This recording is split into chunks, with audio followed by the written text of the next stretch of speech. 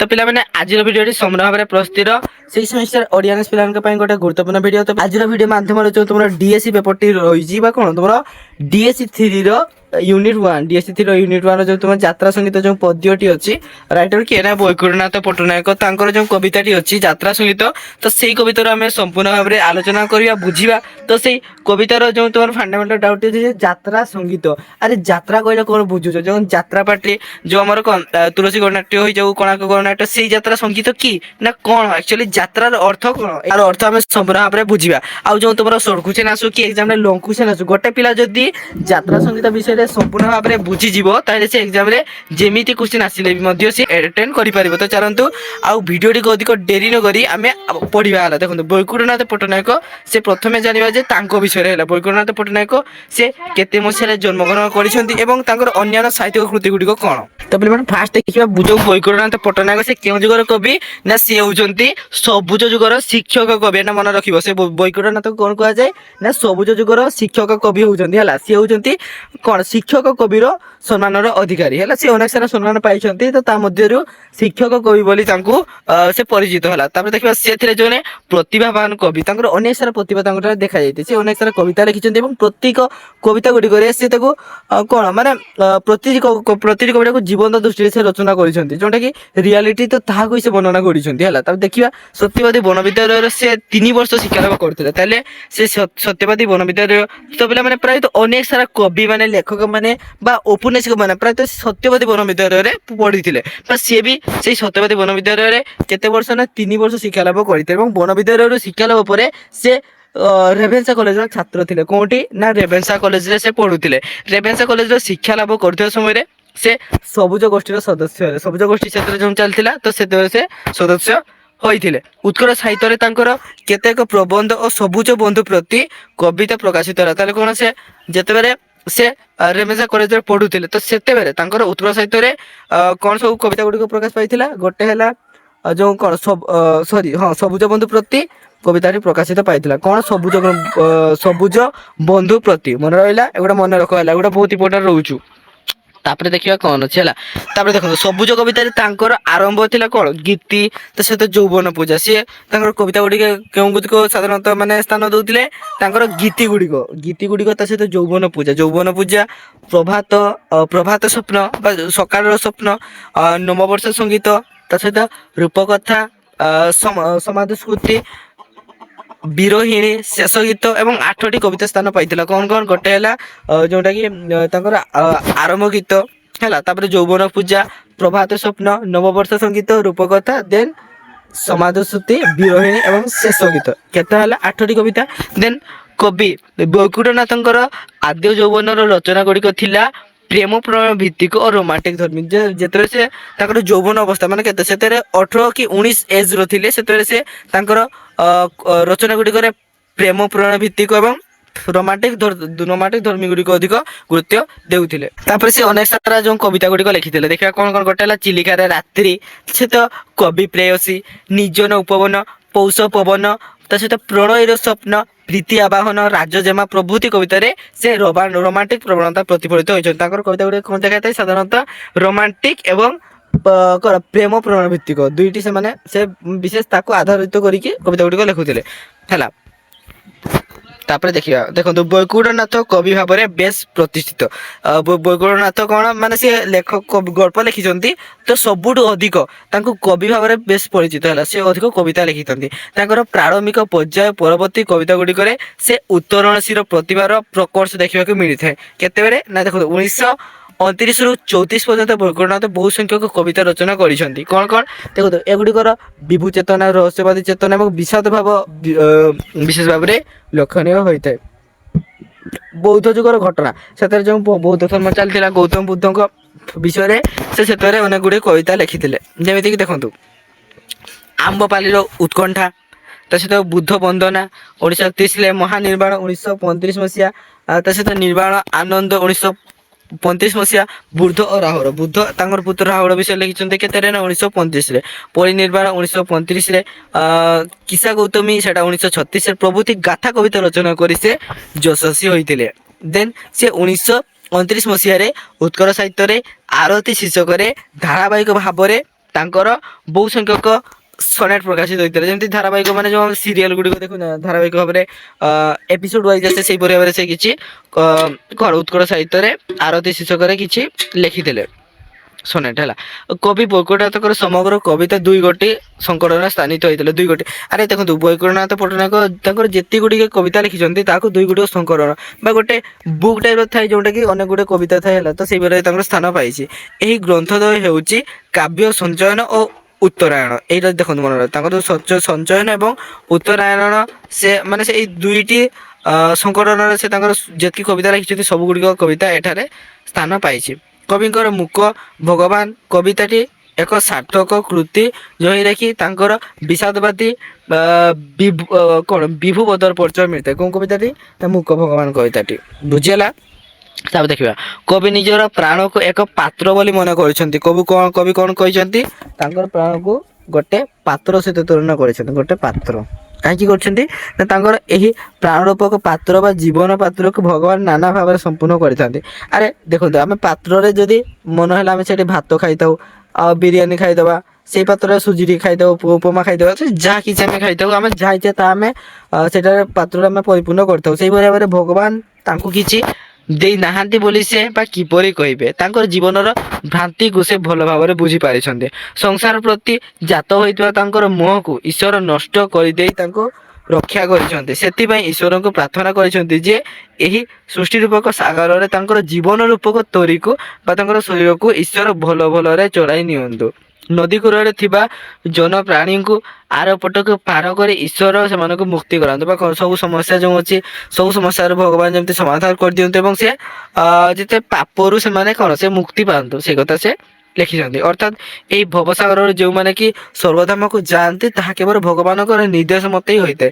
ଆରେ ଭଗବାନଙ୍କ ନିର୍ଦ୍ଦେଶ ବିନା କେହି ସ୍ୱର୍ଗକୁ ଯାଇପାରିବେ କି? କେହି ବି ଯାଇପାରିବେ ନାହିଁ। ଯଦି ତୁମେ ବେଶୀ ପାପ କରିବ ତ ସେ କେବେ ବି ସ୍ୱର୍ଗର ଆଶା ରଖିବା ଅନୁଚିତ। କାହିଁକି ନା ସ୍ୱର୍ଗକୁ ଯାଇପାରିବନି କେବଳ ନର୍କକୁ ଯିବ। ସଂସାର ରୂପକ ନଦୀକୁ ପାର ହେବା ପାଇଁ ଈଶ୍ୱର ହେଉଛନ୍ତି ଏକମାତ୍ର ସାହା ଭରସା। ସଂସାର ରୂପକ ଯୋଉ ନଦୀଟି ଅଛି ତ ତାକୁ ପାର କରିବା ପାଇଁ ଏକମାତ୍ର ସାହା ଭରସା କିଏ? ସେ ହେଉଛନ୍ତି ଆମର ଈଶ୍ୱର। ଈଶ୍ୱର ସକଳ ଯୋଗାଯୋଗର କର୍ତ୍ତା। ତାଙ୍କର ଚକ୍ଷୁ ପଲକରେ ସଂସାରରେ ଥିବା ଜନ ପ୍ରାଣୀ ସଙ୍ଗେ ସଙ୍ଗେ ସ୍ୱର୍ଗଧାମକୁ ଚାଲିଯାଆନ୍ତି ଏବଂ ଭବସାଗର ମାୟା ତାଙ୍କର ମୁହୂର୍ତ୍ତକ ମଧ୍ୟରେ କଟି ଯାଇଥାଏ ହେଲା। କବିଙ୍କର ଅଭିମାନ କିନ୍ତୁ କିଛି କମ୍ ନୁହେଁ। ସେ ଈଶ୍ୱରଙ୍କର ଶକ୍ତି ସମର୍ଥ ସମ୍ପର୍କରେ ଭଲ ଭାବରେ ଅବଗତ ଥାଇ ବି ସେ ଅଯଥା ଅହଙ୍କାରକୁ ନିଜର ମନ ଓ ହୃଦୟରେ ଧାରଣ କରିଛନ୍ତି। ସେ କଣ କହିଛନ୍ତି ଦେଖିବା ଦେଖନ୍ତୁ ଈଶ୍ୱରଙ୍କୁ ବୁଝି ମଧ୍ୟ ସେ ଅବୁଝା ତେଣୁ ସଂସାରର ଦାବଦହନ ମଧ୍ୟରେ ସେ କଣ ହୁତାଶମୟ ଜୀବନଯାପନ କରୁଛନ୍ତି। କବିଙ୍କ ଭାଷାରେ ଜୀବନ ପାତ୍ର ମୋ ଭରିସି କେତେ ମତେ ନଦେଲି କିଛି ବୋଲି କହିବି କି ହେ ଆଉ ଜୀବନ ପ୍ରିୟତମ ହାରିଛି ମୋ ଭରମ ତୋରଣୀ ମୋର ତବ ସାଗରେ ବହିଯାଉ। କବି ହେଉଛନ୍ତି ଆକାଶର ହଂସ ପରି ଚଳଚଞ୍ଚଳ। କବି କଣ? କବି ହେଉଛନ୍ତି ଯେ ଆକାଶର ହଂସ ଯେମିତି ସେମିତି ଚଳଚଞ୍ଚଳ। ହଂସ କେଉଁଠୁ ଆସି କେଉଁଠିକୁ ଉଡ଼ିଯାଏ ତାହାର ଠିକଣା କେହି ବି ଜାଣିପାରେ ନାହିଁ। କେହି ଜାଣିପାରନ୍ତି କିରେ? ଯାଇପାରେନି। କେତେବେଳେ ଆସେ କେତେବେଳେ ଉଡ଼ିଯାଏ। ହଂସର ଏହି ଅଜ୍ଞାତ ବିହାର ପରି କବିଙ୍କର ଜୀବନ ପ୍ରବାହ ହେଲା।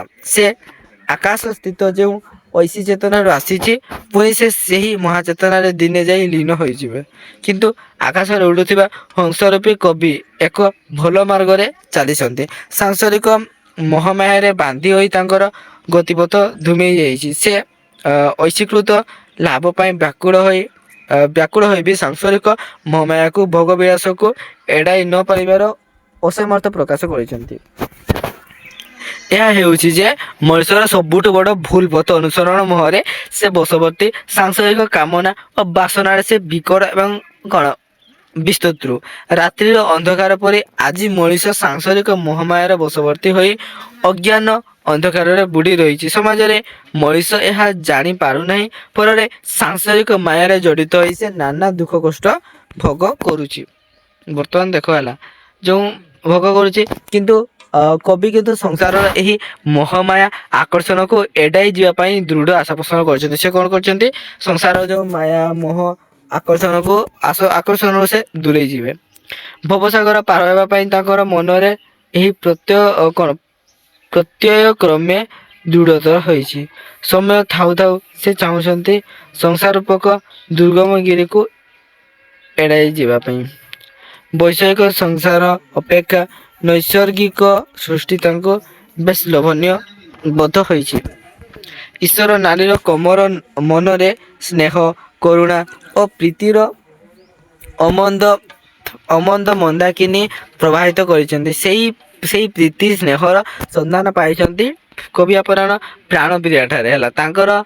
ପୁଣି ତାଙ୍କର ସନ୍ତାନର କ୍ରନ୍ଦନ ଧ୍ୱନି ଭିତରେ ସେ ତାଙ୍କର ଜୀବନରେ ଆଶାକୁ ପ୍ରତିଫଳିତ ହେବାରେ ଦେଖୁଛନ୍ତି। ତାପରେ ଦେଖିବା କଣ ଅଛି,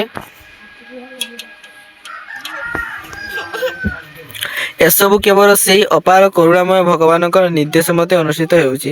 ତାଙ୍କର ନିର୍ଦ୍ଦେଶରେ ସକାଳ ହେଉଛି, ପୁଣି ସନ୍ଧ୍ୟା ମଧ୍ୟ ହେଉଛି। ତାଙ୍କର ନିର୍ଦ୍ଦେଶରେ କଣ ମଣିଷର ସକଳ କାର୍ଯ୍ୟଧାରା ମଧ୍ୟ ନିୟନ୍ତ୍ରିତ ଓ ଈଶ୍ୱରଙ୍କର ଏହି ଅପୂର୍ବ ଲୀଳାରେ କବି ମୁଗ୍ଧ ଓ ଚକିତ ହୋଇ ଗାଇ ଉଠିଛନ୍ତି। ଦେଖନ୍ତୁ କବି କଣ ଲେଖିଛନ୍ତି, ଦେଇଛ ପ୍ରିୟା ପ୍ରାଣେ କଣ ଅମର ପ୍ରୀତି ଭରି ମୋ ଶିଶୁ କ୍ରନ୍ଦନେ ଅମର ମୋର ଆଶା ପ୍ରଭାତ ସନ୍ଧ୍ୟାରେ ଖେରାଇ ରୂପ ଢେଉ ବିକଳ କଣ୍ଠେ ମୋ ଫୁଟାଇଛ ତ ଭାଷା ଗାଇବି ବନ୍ଦୀ ମୁଁ ଚରଣ ବନ୍ଦନା ସେ ଲାଗି ଏ ବିରାଣ ଦେଇ ମୂର୍ଚ୍ଛନା ସେ ସୁଖ କରି ହେଲା ଲଗାଇଲି ମୁଁ ଖେଳା ମିଳନ ମଧୁରାତି ପାଇଲା ଚାହୁଁ ଚାହୁଁ ମିଥ୍ୟା ବିପଣି ବଣିଜ ମରଣ ଯେ ନ ଚେତି ତିଳେ ଯାହା କଲି ମୋ ମଣି ଭାଉ। ତାପରେ ଦେଖିବା, ଦେଖନ୍ତୁ ତେଣୁ ସଂସାର ବନ୍ଧନରେ ବାନ୍ଧି ହୋଇ ପଡ଼ିଥିବା ବନ୍ଦୀ କବି ଈଶ୍ୱରଙ୍କର ପଦ ବନ୍ଦନା କରୁଛନ୍ତି ହେଲା। ସନ୍ଧ୍ୟା ଓ ସକାଳରେ ଏ ଶକ୍ତି ତାଙ୍କୁ ଦେଇଛନ୍ତି ନିଜେ ହିଁ କିଏ ଈଶ୍ୱର ଦେଇଛନ୍ତି। ତେଣୁ କବି ଭାବିଛନ୍ତି ଯେ ଈଶ୍ୱରଙ୍କର ବନ୍ଦନା କରିବା ପାଇଁ ବୋଧେ ଈଶ୍ୱର ତାଙ୍କର ଜୀବନ ରୂପକ ବୀଣାରେ ମଧୁ ମୂର୍ଚ୍ଛନା ଭରି ଦେଇଛନ୍ତି।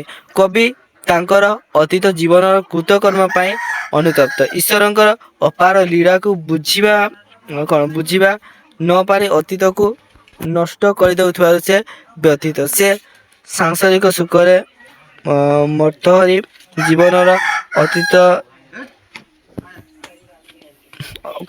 ଦିନ ଗୁଡ଼ିକ କଷ୍ଟ ଦେଇଛନ୍ତି। ତାଙ୍କର ଜୀବନର ରୋମାଣ୍ଟିକ ମୁହୂର୍ତ୍ତ ଯେପରି ଗୋଟେ ମୁହୂର୍ତ୍ତ କଟିଯାଇଛି ସେ ଅନୁଭବ କରିଛନ୍ତି।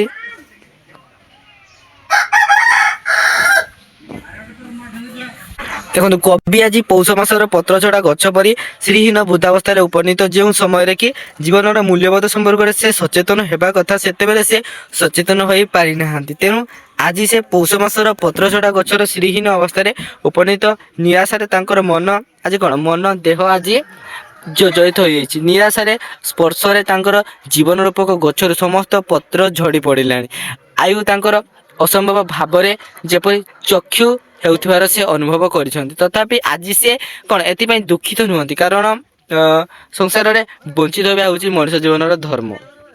ମଣିଷ ଜୀବନକୁ ସେ ମଧୁମୟର କୁଞ୍ଜ ପରି ଚରିତ୍ର ମନେ କରିଛନ୍ତି। ସେଠି ମଣିଷ ଜୀବନର ପ୍ରତ୍ୟହ ରାସ ଲୀଳା ଅନୁଷ୍ଠିତ ହେଉଛି ଏବଂ କର୍ମମୁଖର ଜୀବନ ହେଉଛି ଯେ ସେଠି ଠିକ୍ ବଂଶୀ ବାଜିଲା ପରି। ପୁଣି ଅନ୍ୟ ଅର୍ଥରେ କୁହାଯାଇପାରେ ଯେ ମଣିଷର ଦେହ ମଧୁବନର କୁଞ୍ଜ ପରି। ମଧୁବନ କୁଞ୍ଜ ଯେମିତି ସେମିତି ମଣିଷର ଦେହ, ତାର ପ୍ରାଣ ପବନ ସେଠି ଦେଖନ୍ତୁ ବଂଶୀବାଦନର ଭ୍ରମ ସୃଷ୍ଟି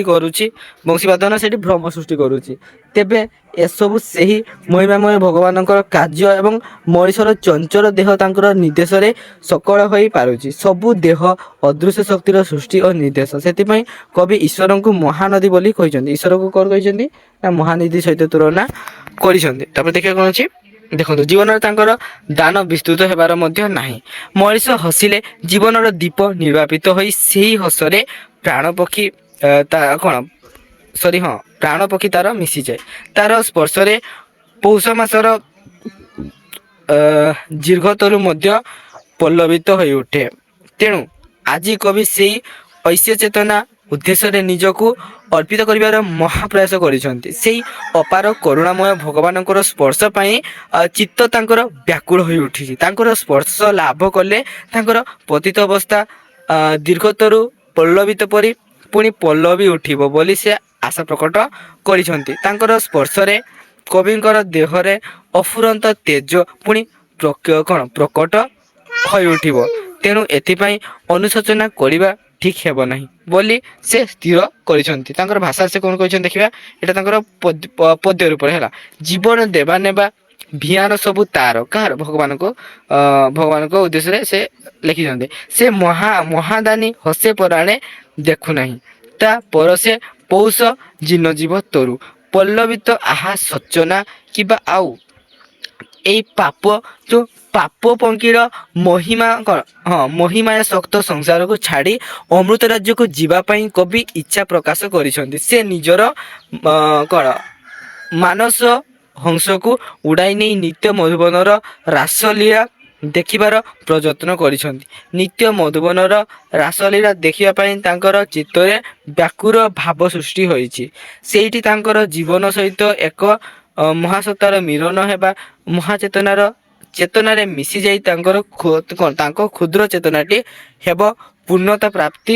ଏହି ବିଶ୍ୱାସ ନେଇ ସେ ଗାଇ ଉଠିଛନ୍ତି। ଚାଲରେ ଚାଲ ମନ ନିତ୍ୟ ମଧୁବନ, ଦେଖିବୁ ପ୍ରିୟରାସ ଅଦୂର ଗଲ କରେ, ଅଦୂର ପଥେ ଆଜି ମିଳନ ତାର ସାଥେ, ବିଜୟୀ ରଥେ ତୋର ଜୀବନ ଆଲୋକରେ।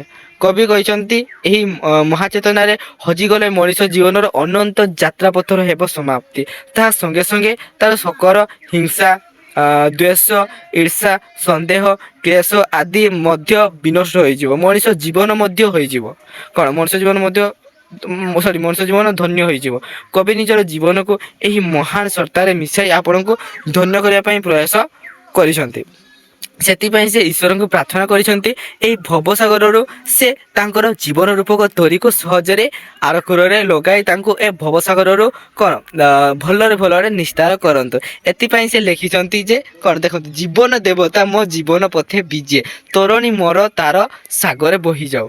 କବି ଏହି କବିତାରେ ନୈରାଶ୍ୟର ସାମୟିକ ଭାବରେ ଭାଙ୍ଗି ପଡ଼ିଲେ ବି ପରବର୍ତ୍ତୀ ସମୟରେ ସେ ମହାଚେତନାରେ ମିଶିଯିବା ପାଇଁ ଆଶା କରି ଜୀବନର ଯାତ୍ରା ସଙ୍ଗୀତକୁ ବେଶ ହୃଦୟସ୍ପର୍ଶୀ ଭାବରେ ଗାନ କରିଛନ୍ତି। ତ ପିଲାମାନେ ଆଜିର ଭିଡ଼ିଓଟି ଏଇଠି ରଖିଲା। ଏଇଠି ତମର ଯାତ୍ରା ସଙ୍ଗୀତ ବିଷୟରେ ଆମେ ଅନେକ ସାରା ତଥ୍ୟ ଗୁଡ଼ିକ ଜାଣିଲେ।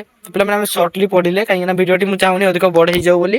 ଆଉ ଯଦି ବି ତୁମଙ୍କର ଯଦି କିଛି ଡାଉଟ୍ ହେଇଗଲା ମୋତେ କମେଣ୍ଟ ସେକ୍ସନରେ ପଚାରି ପାରିବେ।